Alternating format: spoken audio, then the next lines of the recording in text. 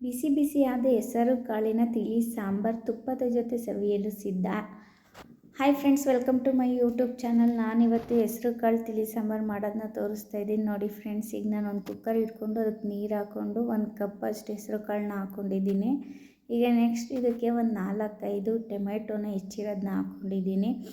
ಈಗ ನೆಕ್ಸ್ಟ್ ಇದಕ್ಕೆ ಒಂದು 3-4 ಈರುಳ್ಳಿನ ಹಾಕ್ಕೊಳ್ಳಿ, 1 ಗೆಡ್ಡೆಯಷ್ಟು ಬೆಳ್ಳುಳ್ಳಿನ ಹಾಕ್ಕೊಳ್ಳಿ, ಒಂದೇ ಒಂದು ಹಸಿಮೆಣಸಿನ್ಕಾಯಿನ ಹಾಕ್ಕೊಳ್ಳಿ. ಅದು ಟೇಸ್ಟು ತುಂಬ ಚೆನ್ನಾಗಿರುತ್ತಂತ. ಈಗ 1 ಟೇಬಲ್ ಸ್ಪೂನಷ್ಟು ಜೀರಿಗೆನ ಹಾಕ್ಕೊಳ್ಳಿ, ಒಂದು ಅರ್ಧ ಟೇಬಲ್ ಸ್ಪೂನಷ್ಟು ಅರಿಶಿನ ಪೌಡರ್ನ ಹಾಕ್ಕೊಳ್ಳಿ. ಈಗ ಇಷ್ಟನ್ನು ನಾವು ಕುಕ್ಕರ್ನ ಗ್ಯಾಸ್ ಮೇಲೆ ಇಟ್ಟು ಅದಕ್ಕೆ ಒಂದು 4-5 ವಿಷಲ್ನ ಕೂಗಿಸ್ಕೋಬೇಕಾಗುತ್ತೆ. ಈಗ ನಾನು ಲಿಡ್ ಕ್ಲೋಸ್ ಮಾಡಿ 4-5 ವಿಷಲ್ ಕೂಗ್ಲಿಕ್ಕೆ ಇಟ್ಟಿದ್ದೀನಿ. ಓಕೆ ಫ್ರೆಂಡ್ಸ್, ಈಗ ನೋಡಿ ವಿಷಲ್ ಕೂಗಿದೆ. ಈಗ ಹೇಗಾಗಿದೆ ಅಂತ ನೋಡೋಣ. ನೋಡಿ, ಈ ಥರ ಬೆಂದ್ಕೊಂಡಿದೆ. ಇದನ್ನು ನಾವು ಫಸ್ಟ್ ಸ್ಮ್ಯಾಶ್ ಮಾಡ್ಕೋಬೇಕಾಗುತ್ತೆ. ನೋಡಿ, ಈ ಥರ ಆಗಿದೆ. ನೆಕ್ಸ್ಟ್ ಈಗ ನಾವು ಸ್ಮ್ಯಾಶ್ ಮಾಡ್ಕೊಳ್ಳೋಣ. ನಿಮಗೆ ತುಂಬಾ ಕಾಳು ಬೆಂದಿರಬೇಕು, ಬೇಳೆ ಥರನೇ ಅದು ಸ್ಮ್ಯಾಶ್ ಆಗಬೇಕು ಅಂದರೆ ಒಂದು 4-7-8 ವಿಷಲ್ ಹೊಡ್ಸ್ಕೊಳ್ಳಿ. ಏನಕ್ಕಂದರೆ ಅದು ಡೈರೆಕ್ಟಾಗಿ ನೀವು ಮಾಡೋದಾದರೆ ಒಂದು 7-8 ಸಾಕು, ಇಲ್ಲ ನೆನೆಸ್ಬಿಟ್ಟು ಮಾಡ್ತೀನಂದರೆ ಒಂದು 3. ಈಗ ಒಂದು ಬಾಣಲೆನ ಬಿಸಿಗೆ ಇಟ್ಕೊಂಡಿದ್ದೀನಿ, ಅದಕ್ಕೆ ಆಯಿಲ್ನ ಹಾಕೊಡ್ತಾಯಿದ್ದೀನಿ. ಈಗ ಅದಕ್ಕೇ ಒಂದು ಸ್ವಲ್ಪ ಸಾಸಿವೆನ ಹಾಕ್ಕೊಳ್ಳಿ, ಅದೊಂದು ಸ್ವಲ್ಪ ಚಟಪಟ ಅನ್ನಲಿ. ಈಗ ನೆಕ್ಸ್ಟ್ ಅದಕ್ಕೆ ಒಣಮೆಣ್ಸಿನ್ಕಾಯಿನ ಹಾಕ್ಕೊಳ್ಳೋಣ. ನಿಮ್ಗೆ ಯಾವುದು ಒಣಮೆಣ್ಸಿನ್ಕಾಯಿ ಅವೈಲೇಬಲ್ ಇರುತ್ತೆ ಅದನ್ನಾದರೂ ಹಾಕ್ಕೋಬೋದು. ಈಗ ನೆಕ್ಸ್ಟು ಒಂದು ಸಣ್ಣ ಗೆಡ್ಡೆಯಷ್ಟು ಬೆಳ್ಳುಳ್ಳಿನ ಹಾಕ್ಕೋತಾ ಇದ್ದೀನಿ, ಹಂಗೆ ಸಿಪ್ಪೆ ಸಮೇತ ಜಜ್ಜಿಬಿಟ್ಟು ಹಾಕಿ. ಈಗ ಒಂದು ಸಣ್ಣ ಈರುಳ್ಳಿ, ಈಗ ಸ್ವಲ್ಪ ಕರಿಬೇವಿನ ಸೊಪ್ಪು,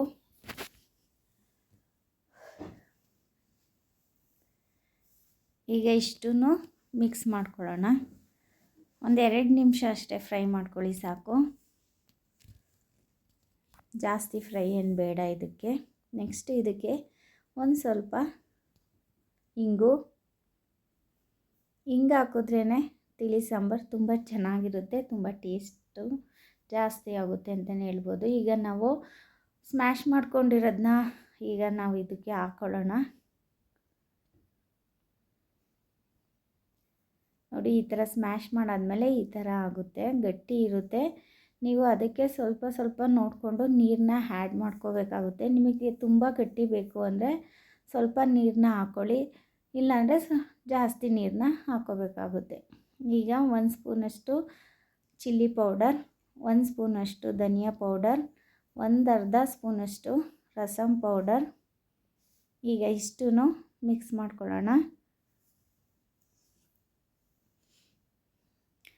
ತುಂಬಾ ಟೇಸ್ಟ್ ಇರುತ್ತೆ ಅಂತಲೇ ಹೇಳ್ಬೋದು ಫ್ರೆಂಡ್ಸ್, ಅಂತ ಚೆನ್ನಾಗಿರುತ್ತೆ. ಮುದ್ದೆ ಜೊತೆಗೂ ತಿನ್ಬೋದು ಇದನ್ನು, ಅಷ್ಟು ಚೆನ್ನಾಗಿರುತ್ತೆ. ನಿಮಗೆ ಏನಾದರೂ ಜಾಸ್ತಿ ಸಾಂಬಾರು ಬೇಕು ಅಂದರೆ ಸ್ವಲ್ಪ ನೀರನ್ನ ಹಾಕ್ಕೊಳ್ಳಿ. ನಾನಿವಾಗ ಇನ್ನೊಂದು ಲೋಟದಷ್ಟು ನೀರನ್ನ ಹಾಕ್ಕೊಂಡಿದ್ದೀನಿ. ಏನಕ್ಕಂದರೆ ಅದು ಮತ್ತೆ ಗಟ್ಟಿ ಆಗ್ತಾ ಇರುತ್ತೆ, ಅದಕ್ಕೋಸ್ಕರ ಹೇಳಿದ್ದು. ಹಂಗಂತ ತುಂಬಾ ನೀರು ಹಾಕ್ಕೊಳ್ಳೋದಕ್ಕೆ ಹೋಗಬೇಡಿ. ಸಾಂಬಾರು ಟೇಸ್ಟು ಸ್ವಲ್ಪ ಗಟ್ಟಿ ಇದ್ರೇ ಚೆನ್ನಾಗಿರುತ್ತೆ ಇದು. ಈಗ ನಾನಿಲ್ಲಿ ಒಂದು ಗೋಲಿ ಗಾತ್ರದಷ್ಟು ಹುಣಸೆಹಣ್ಣು ನೆನೆ ಹಾಕಿದ್ದೀನಿ. ಈಗ ನೋಡಿ, ಅದು ನೆಂದಿದೆ. ಈಗ ಸ್ವಲ್ಪ ಕಿವುಚ್ಕೊಬಿಟ್ಟು ಅದರ ರಸನ ತೆಕ್ಕೊಂಡು ಈಗ ನಾವು ಕುದೀತಾ ಇರೋ ಸಾಂಬಾರಿಗೆ ಇದನ್ನು ಹಾಕ್ಕೊಳ್ಳೋಣ. ನೋಡಿ, ಸಾಂಬಾರು ಕುದೀತಾ ಇದೆ. ಈಗ ಇದನ್ನು ಹಾಕ್ಕೊಳ್ಳೋಣ. ನೆಕ್ಸ್ಟ್ ಇದಕ್ಕೆ ಉಪ್ಪನ್ನು ಆ್ಯಡ್ ಮಾಡ್ಕೊಳ್ಳೋಣ, ರುಚಿಗೆ ತಕ್ಕಷ್ಟು ಉಪ್ಪು. ಈಗ ಸಾಂಬಾರು ಸಿದ್ಧವಾಗಿದೆ ಅಂತಲೇ ಹೇಳ್ಬೋದು. ಒಂದು ಕುದಿ ಬಂದ ಮೇಲೆ ಸಾಂಬಾರು ರೆಡಿಯಾಗಿದೆ. ತುಂಬ ಈಸಿ, ತುಂಬ ಫಾಸ್ಟಾಗಿ ಮಾಡ್ಕೋಬೋದು. ತುಂಬಾ ಟೇಸ್ಟ್ ಅಂತೂ ತುಂಬಾ ಚೆನ್ನಾಗಿರುತ್ತೆ. ನೀವು ಒಂದು ಸಲ ಟ್ರೈ ಮಾಡಿಬಿಟ್ಟು ನನಗೆ ಕಮೆಂಟ್ಸ್ ಮಾಡಿ. ಎಲ್ಲರಿಗೂ ಕಮೆಂಟ್ಸ್ ಮಾಡ್ತಿರೋರು ಎಲ್ಲ ಫ್ರೆಂಡ್ಸ್ಗಳಿಗೂ ತುಂಬ ತುಂಬ ಧನ್ಯವಾದಗಳು ಅಂತಲೇ ಹೇಳ್ಬೋದು. Thank you. ನನ್ನ ಚಾನಲ್ನ ತುಂಬ ಸಪೋರ್ಟ್ ಮಾಡ್ತಾಯಿದ್ದೀರಾ. Thank you so much. ಈಗ ನೋಡಿ, ಬಿಸಿ ಬಿಸಿ ಅನ್ನದ ಜೊತೆ ಬಿಸಿ ಬಿಸಿ ಹೆಸರು ಕಾಳಿನ ತಿಳಿ ಸಾಂಬಾರು ಸವಿಯಲು ಸಿದ್ಧ. ಅದರೊಂದಿಗೆ ತುಪ್ಪ ಹಾಕ್ಕೊಳ್ಳಿ, ತುಂಬಾ ಟೇಸ್ಟಿ ಇನ್ನೂ ಜಾಸ್ತಿ ಆಗುತ್ತೆ ತಿಳಿ ಸಾಂಬಾರಿಗೆ.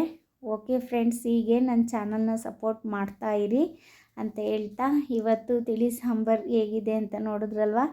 Thank you. ಸಬ್ಸ್ಕ್ರೈಬ್ ಮಾಡೋದನ್ನ ಮರಿಬೇಡಿ.